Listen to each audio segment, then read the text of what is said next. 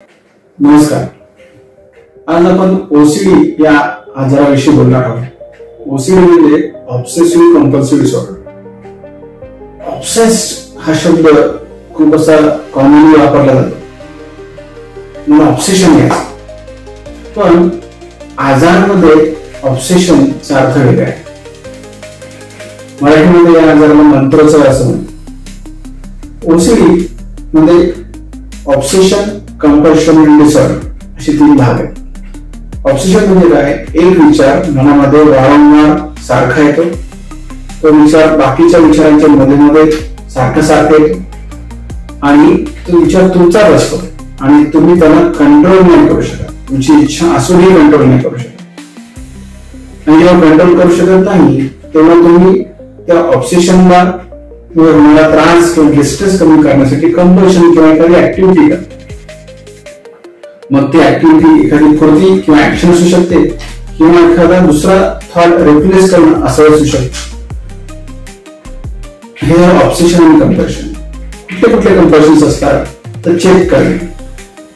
आज आपण दरवाजा लावला की नाही लावला आपण रुटीनली चेक करतो. पण जर एखादी व्यक्ती हा दरवाजा लावला आहे 10 वेळा, 20 वेळा, 30 वेळा किंवा ऑफिसला जाताना चेक करतोय आणि मध्ये रस्त्यात परत चेक करतोय, त्याला ते कंपल्सरी चेक नाही केलं तर त्याला बेचैन वाटतंय, तर दॅट इज कंपल्शन. तसं चेक करणे कंपल्शन आहे. तसं हात धुणे हे खूप कॉमन कंपल्शन आहे. कोविडच्या काळामध्ये बऱ्याच लोकांना हात धुण्याचं एक चांगली सवय लागली होती, पण खूप सारे पेशंट कोविड नंतर वाढले की ज्यांना त्या हात धुण्याच्या सवयीचं कंपल्शन करत आम्हाला बघायला मिळालं. त्यांना कळतंय की एखादी वस्तू किंवा एखादा स्पर्श आपण केला तर ते घाण वाटतंय आणि तो घाण वाटणं ही भावना नॉर्मल नसून ही आपल्या सतत घाण वाटतंय असं वाटत असल्यामुळे ते कंपल्सरीली हात धुणे किंवा वॉशिंग करत राहणे असं करत राहतात. चेकर्स, वॉशर्स हे सगळ्यात कॉमन कंपल्शन्स आहेत. बाकीचे काही कंपल्शन आहेत त्याच्यामध्ये सिमेट्री केली जाते. म्हणजे एखादी वस्तू किंवा एखाद्या कपाटामध्ये आपलं सामान हे अगदी सिमेट्रिक सरळ ऑर्गनाइज पद्धतीने ठेवलं असेल तरच त्यांना बरं, नाही तर त्या स्वस्त होतात. काही कंपल्शन असतात त्याच्यामध्ये त्यांना इमेजेस दिसतात आणि त्या इमेजेसला ते रिप्लेस करतात. किंवा काउंटिंगचं कंपल्शन असतं की याच्यामध्ये एखादा विचार जो खूप चुकीचा आहे, जसं की बिली देवतांविषयीचे वाईट विचार मनामध्ये येतात आणि मग ते विचार कमी करण्यासाठी ही व्यक्ती किंवा हे पेशंट्स काउंटिंग करतात मनातल्या मनात. विशिष्ट काउंटिंग केलं तरच त्यांना वाटतं की आपल्या मनात तो विचार निघून जाईल. या आणि त्या प्रकारच्या वेगवेगळ्या प्रकारचे कंपल्शन्स असू शकतात आणि त्याच्यामध्ये अगदी विचित्र कंपल्शन सुद्धा बघायला मिळतं. विचित्र कंपल्शनच्या मागे वेगवेगळे थॉट्स असतात, म्हणजे वेगवेगळे ऑब्सेशन्स असतात. कोरोनाच्या काळानंतर अशा रुग्णांचं प्रमाण बऱ्यापैकी वाढत चाललेलं आहे आणि त्याच्यामुळे आपल्याला या आजाराची माहिती घेणं गरजेचं आहे. मुख्य कारण या आजाराचा मेंदूमध्ये होणारा रासायनिक बदल किंवा सेरोटोनिन या केमिकलचा इम्बॅलन्स किंवा अभाव हे आहे.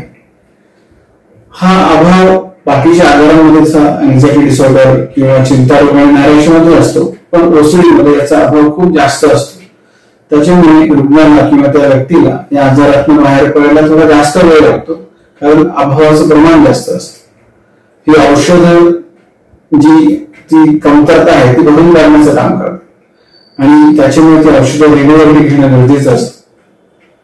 औषधांसोबतच समुपदेशन किंवा CBT काउन्सिलिंग ची एक वेगळी मेथड या आजारासाठी वापरली जाते. कॉग्निटिव्ह बिहेवियर थेरपी याच्यामध्ये आपल्याला ERP किंवा एक्सपोजर रिस्पॉन्स प्रिव्हेन्शन या प्रकारची थेरपी वापरता येते. विचारांना बेचैनी होते, बेचैनी कमी करण्यासाठी माणूस परत कंपल्शन करतो. त्याच्यामुळे आपण जर त्या व्यक्तीला कंपल्शनचा एक्सपोजर किंवा त्या गोष्टीचा एक्सपोजर दिलं आणि त्याचा होणारा रिस्पॉन्स आपण प्रिव्हेंट केला तर ती बेचैनी कमी होते आणि हळूहळू स्टेप बाय स्टेप जर आपण त्या व्यक्तीला ट्रेनिंग केलं किंवा शिकवलं तर ओसीडी मध्ये त्या थेरपीचा प्रचंड चांगला फायदा आपल्याला बघायला मिळतो. CBT प्लस मेडिसिन हे गोल्डन कॉम्बिनेशन आहे. दोन्ही ट्रीटमेंट घेणं हे गरजेचं आहे आणि दोन्ही ट्रीटमेंट घेतल्याने रुग्णांना खूप फायदा होतो. लवकर आपण जर ओळखलं, लवकर ट्रीटमेंट सुरू केली लवकर थेरपी घेतली तर हा आजार बळावत नाही. जर हा आजार बळावला तर दुरुस्त व्हायला खूप वेळ लागतो. काही केसेस मध्ये रेजिस्टंट केसेस ज्याला म्हणतात, सर्जरी सुद्धा करायची वेळ येते. त्याच्यामुळे आपण हा आजार लवकर ओळखूयात आणि लवकर निदान करून यावर लवकर उपचार घेऊया. नमस्कार.